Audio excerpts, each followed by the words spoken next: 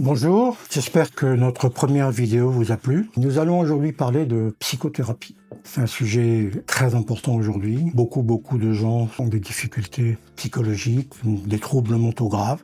Et beaucoup de jeunes sont en dépression et ne trouvent pas de soignants. Ou alors ils doivent attendre pendant des mois une consultation de psychiatre leur soit offerte. Façon de parler, pas disponible. Donc c'est un véritable problème de société. D'ailleurs, je trouve que les médias n'en parlent pas suffisamment, à part la presse écrite, mais les médias audiovisuels, comme toujours, se contentent de ressasser Donald Trump, de parler de la guerre en Ukraine, ce qui est indispensable, mais à ce niveau-là et à cette fréquence-là, sans doute pas, certainement pas même. Alors que des sujets comme la santé mentale, ou où en est l'hôpital, par exemple, ça sont des sujets vraiment cruciaux. Et c'est l'actualité qui règne, c'est l'actualité qui impose sa loi. Et donc, on n'est pas éclairé du tout sur ces sujets-là. Donc, c'est ça dont je voulais vous parler aujourd'hui, parce qu'il se trouve que j'ai publié un livre qui s'appelle « Crise de la santé mentale, nos psys sont-ils à la hauteur ?» aux éditions du Panthéon. Et vous y trouverez le résultat d'une enquête que j'ai menée pendant une bonne partie de ma vie sur comment travaillent les différents psys, que ce soit les psychologues, les psychothérapeutes, les psychiatres, les psychanalystes, les hypnothérapeutes. J'ai essayé de repérer ce qui n'allait pas dans leur façon de faire. D'ailleurs, la psychothérapie en elle-même a été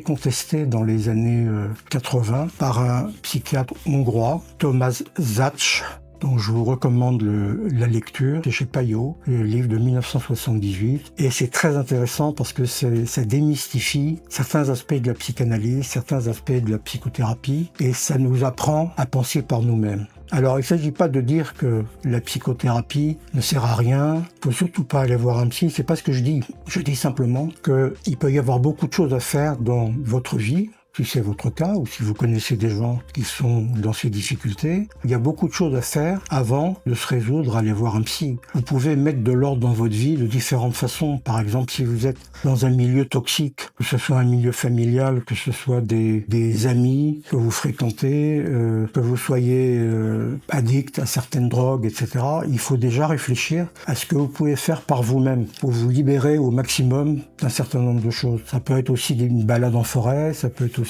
des lectures intéressantes qui vont vous éclairer. Vous pouvez partir un peu à la recherche de vous-même. Vous n'êtes pas obligé de vous remettre tout de suite entre les mains d'un psy. Il y en a des bons, les psys, bien entendu. Et moi, j'ai constaté, avec cette enquête, il y a beaucoup de problèmes et que beaucoup de gens, d'ailleurs certains de mon entourage l'ont constaté aussi, certains psys font des erreurs. Et ces erreurs, si je puis dire, se payent cash. C'est-à-dire que le patient, ou l'analysant, comme on dit en psychanalyse, il encaisse difficilement. Et c'est le psy qui encaisse par contre à la fin. Et il peut trouver que le psy n'est pas à la hauteur. C'est la conclusion de mon livre finalement, c'est que nos psys aujourd'hui, alors qu'on a vraiment désespérément besoin d'eux, ils sont pas à la hauteur. Et ils se remettent pas en cause.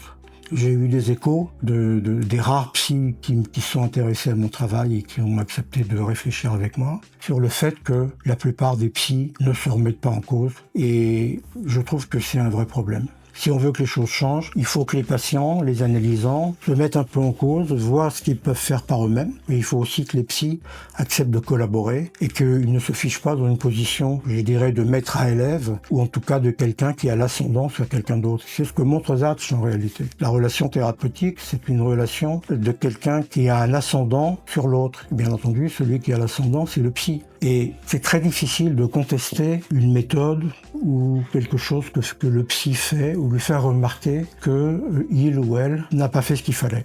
Moi, ça m'est arrivé de faire une remarque à une psychothérapeute parce qu'elle parlait trop et que du coup, j'avais plus l'espace moi pour m'exprimer et elle m'a carrément fermé sa porte, quoi.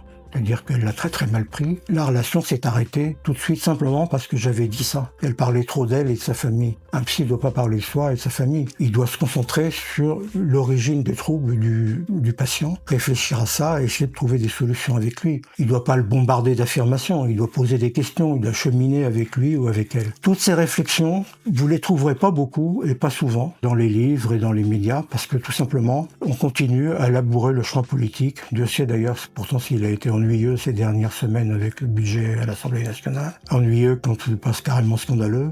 Il n'y a pas de réflexion à ce sujet-là, alors que c'est vraiment des sujets majeurs. Donc, je suis prêt à recevoir vos observations. Si vous avez des expériences de ce genre, si vous avez des choses à communiquer, n'hésitez pas à le faire savoir. Et surtout, abonnez-vous à notre chaîne. Ça nous fera plaisir et ça fera du bien à l'oncle Blo se lâche. Voilà, je vous dis à bientôt. Au revoir.